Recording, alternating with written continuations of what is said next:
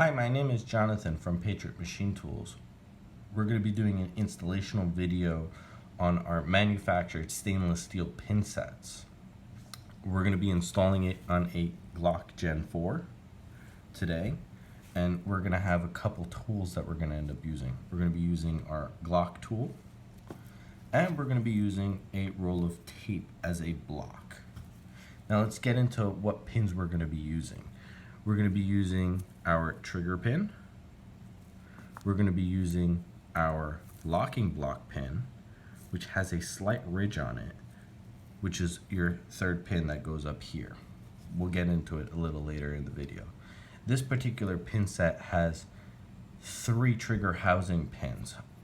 Usually you would end up using one of the extended ones if you were using your Glock model that ended up having a thicker back strap or a Polymer80 frame. In this particular case, we're going to be using the smaller one because the Glock Gen 4 doesn't have that back strap on there, so we're going to be using a smaller pin so that it will fit nice and flush within that frame.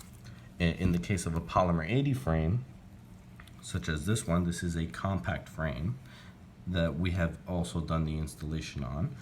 You'd be using the 2 extended trigger housing pins. One will be going on the front of the frame, another one will be going on the rear of the frame.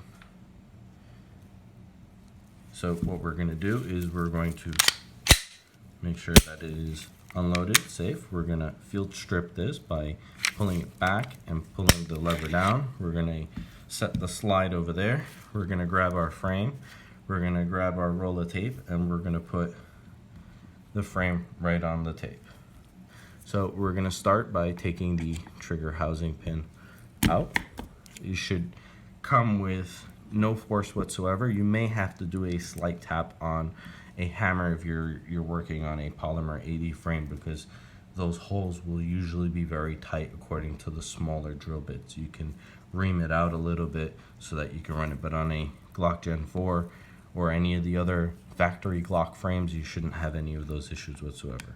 We're going to get rid of the trigger housing pin, and to get rid of the trigger pin, you're going to have to wiggle it and move it down a little bit so that you can play it. It should slide right out without any issues.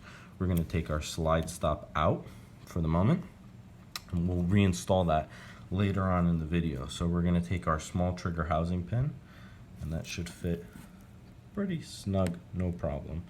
It worked for me. You might have to use the tool to kind of center it to make sure it's just completely center, and then you will not have any issues and it will look perfect on both sides. So the next pin that we're going to take is our locking block pin. Make sure it's the one with the ridges, because that's the pin that will go up here. We're going to put that in first.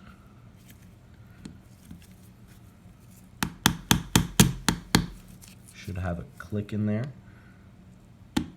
There we go. We got a nice audible click. Should fit completely flush in between here, and you should have almost no gaps whatsoever, because the thicker portions will stay within the frame and your smaller portion will be here. If you install the wrong pin, you're going to have trouble when you're loading rounds, because the rounds will not be able to pass through the locking block.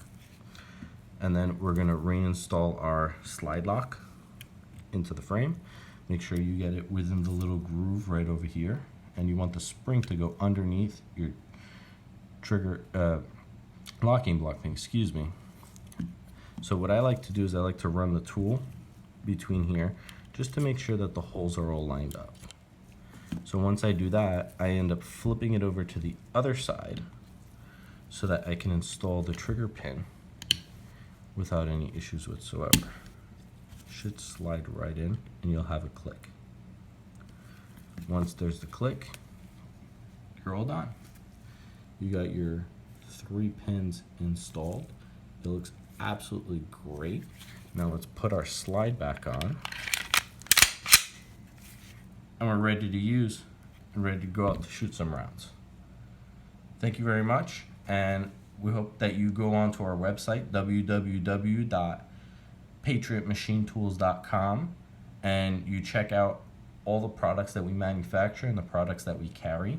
We have tons of things that are available. And if you have any questions, email us, call us, or just send us a message via our website messaging service, and we'd be more than happy to assist you.